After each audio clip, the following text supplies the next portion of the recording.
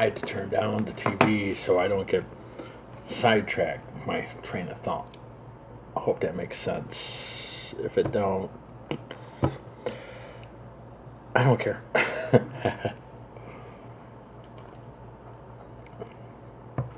This weekend was very special to me. Um, it was something I've never experienced before, and something I hope to experience one more time. You see, Ashley crawled to her diploma. She wasn't supposed to make it, and I was real happy when she finally got it done because it looked like for a while there, to be honest with you, she didn't want to. It definitely looked like that. Um, my company called me when they found out my daughter was graduating, and they wanted to send me home to see it. So the wife knew, Ashley knew, Michelle didn't. What was I kind of thought going in that I should have a camera set up to surprise her, but for some reason I didn't, and I regret it to this day because the reaction is something only her and I could share, and yes, the rest of the family was there by her, but the look on her face and was just beyond epic. But I flew in Friday night, and for a while there, I didn't think I was going to make it because the weather here and was crazy. And for a while, I thought it was going to be a typhoon or a hurricane. Man, it was bad, But when I got to the airport, the wife was saying something like sneaking into the house. So initially, I thought, yeah.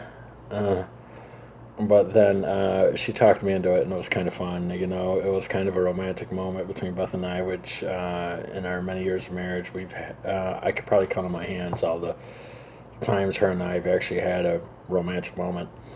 So it was kind of a romantic moment, and it meant the world to me. But me getting in, but breaking into the house, she went down to the bedroom and opened up the window and set it up for me to walk in there and crawl in. What I didn't expect is when Buckus the dog saw me, and he would start crying. He went up, he wagged his tail, he got on the bed, and he waited for me to come up, and we were trying to keep him quiet. I actually had to get on the bed with him and let him love me for the better half of 3 minutes, which was incredible. You could tell he missed me. That really made me feel good. Um, Beth left the room and told Michelle to come down and let the dog out. So I set up a chair by the just a few feet from where our bedroom door opened, and I covered myself up with a blanket. The initial thought was I was going to stay there and scare the crap out of Michelle, but then Ricky's at the point where he's bigger than me, and I kind of thought if I would have done that, he would have came down and tackled me and killed me. So I opted to, at the 11th hour not to. But anyway, I covered up with the blanket. Here's the lights off, the doors were shut, and I could hear, Beth, go let the dog out. Michelle comes down, she opens up the door, and when, she's it went all week with her practicing and everything, and she opened up the door and saw a chair with a blanket over it. And the second she was able to make out the chair, I pulled the blanket off and looked at her in a real spooky voice and said, "The Conjuring." She jumped back like 10 feet, and then she screamed real loud, threw herself in my arms, started crying. And that was really special to me. That really, really was. The memory there is irreplaceable, and it just amazes me the path that my kids take and the different ways each one of them just do things for me. It's, sorry about that. It's just really, it was just really cool, and that meant the world to me. The weekend went by way too fast because we're relocating to a new place. It really, still to me, seems kind of shady, but hell, we're there. Don't miss rent. But we're relocating to another place. Beth went upstairs, turned the water on, the ceiling started leaking, so we already got to call the property management. But I'm really hoping. I got a lot of hopes that little Rick can follow. You know, we're starting on the final leg of my training. I am finding out slowly how much true pains in the asses my coworkers are. Whatever, they want to fire me, fire me. I really don't care. But I'm excited about this position. We ended up working until 6 o'clock. It's just me turn on the machine, turn it off, turn it on, turn it off.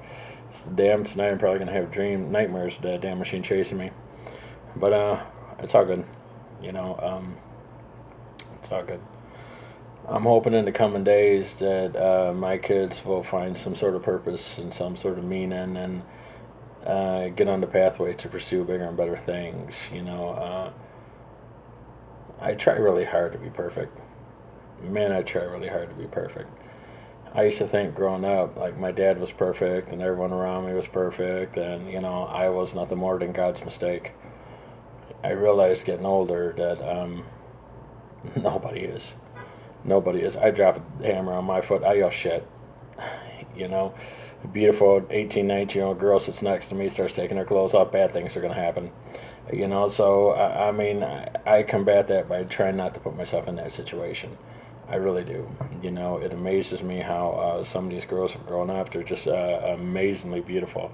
And I follow some of them on Facebook, and like, oh my God, what are you doing? But I just want them to have good lives. I want them all to. I got this weird thought in my mind that someday, somehow, some way, when we all go to the great by and by, that somehow, some way, God will replay the days of our lives, and we'll have to answer to Him. Every time we've cheated, every time we've punched somebody, every time we cried, every time we tried to kill ourselves. Well, then again, that's my thought. I'd rather live my life like there is a God and a supreme being for someone to answer to, and find out that there isn't, instead of living my life like there isn't and find out that there is. Not a good thing. Whoa. I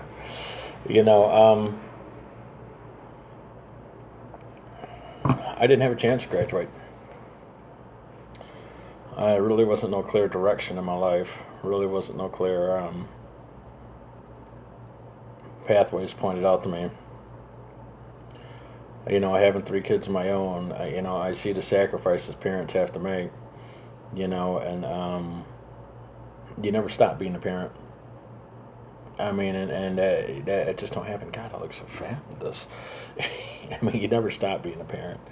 You just don't. You can try to make yourself believe that someday, somehow, some way, that things are going to be different. Your daughter walk in the room and she's 38 years old, bawling and crying. You're going to come out and console her, find out what the heck's wrong. Find out that she's been fighting with her husband. You're going to fucking start yelling and screaming at the husband. So I could whisper in their ears. I could express my disappointment or my belief, and it's up to them to follow it or not. But I believe being a parent is one of the highest honors bestowed upon us from God Himself. So what I'm trying to do here is to continue to set an example for my kids. I was thinking about releasing the page here pretty quick. Might even do it today just to give them something to follow up on. But yeah, I miss them bastards, man. They inspired the hell out of me. Cause I remember the first time Michelle talked to me. Well, let me rephrase. The first time she actually said something that made sense instead of I used to hold her on my lap, and I used to look at her, and I used to tell her, I love you, I love you, I love you. And one day out of the midst of nowhere, Michelle, big fat body, looked like a freaking turkey dinner, so chunky she was. She looked at me, and she said, "Baba boo, Baba boo," and brought a tear to my eye. And I just hugged her and kept kissing her. She pulled back, started clapping, and every time she said it, I went and I grabbed her and kissed her. Man, that meant the world to me.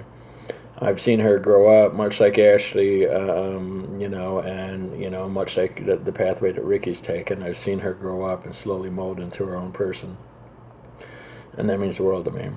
She's seen the ugly side of people, and she's seen the great side of people. And I just want her to believe in herself. I want her to know that she could have good things in life, that she can be that person that she wants to be. And the most important thing, above all, is for her just to have some sort of peace and tranquility, and making sure she follows God. The Bible says the fear of the Lord is the beginning of wisdom. And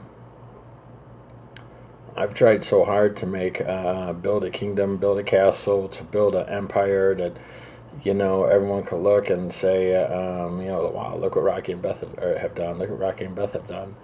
And every time I've tried, I failed. Whether my wife and I just aren't making it work, or, Ashley decides to think of herself and catch cancer, bimbo. But finally, when I kneel down and I start crying to God, and just start searching, really searching for something out there, answers slowly start to unfold. I love my church. My pastor has saved my life, and I mean that from the bottom of my heart. Lauren Covarrubias has saved my life. And it's a long story, but I'm not going to get into it for sake of time. But I am loyal to my church, but one thing that really upsets me is the freaking hypocrisy of people. Is the freaking hypocrisy. You're not human if you don't admit that you drop a hammer, you're gonna scream. You're not human if you don't admit that if you're a lonely housewife and the pool boy just looks that damn good, you're not gonna make a pass at him or he at you. I mean, we're human. It's human nature. I like to think of myself as an open book. I try to go to bed with absolutely nothing on my chest, and make sure that I'm at peace with myself, man. And I feel like, the times in Cleveland have led me up to this point, when I'm expecting, my dad to call me about my daughter that had cancer, that has cancer, and all the sleepless nights I went through, or, friends and family to call me. Not a soul called me, but people came by from the neighborhood. Her friends came by, and different people came by, and well wishers, and and support, and that meant the world to me. And that really did. Even Mike Fury, the former NFL player, he came by to place, and sat there and witnessed to us about God, and made a fan for life. Man, Mike Fury is a definite great person, man, and I appreciate everything that he's done, man. He definitely didn't have to, and that was really awesome. But this episode has been brought to you by Lipton Iced Tea. I got in late yesterday. I was really nervous about class starting today, but it actually didn't go that bad. I don't know. My boss kind of barked at me today about the condition of Detroit. Well, I guess it's my fault, even though I'm in training and not in Detroit, not even in that area code. So, life, I guess, huh? I'm down to 10 days. This weekend, I'm really thinking I'm gonna head up to the Washington Mall and check out the monuments and stuff, and see what's it all about. Just to take some pictures and to see what's going on. I'm really thinking I'm gonna, the move started going well. I'm really kind of nervous about the property management. They really seem kind of shady, but yeah, the point is we got a place and everyone's okay. I'd hate the thought of Ricky transferring to another school. He's got 3 years to try to graduate, and I'm really hoping he does. So, damn Wi-Fi. Okay, but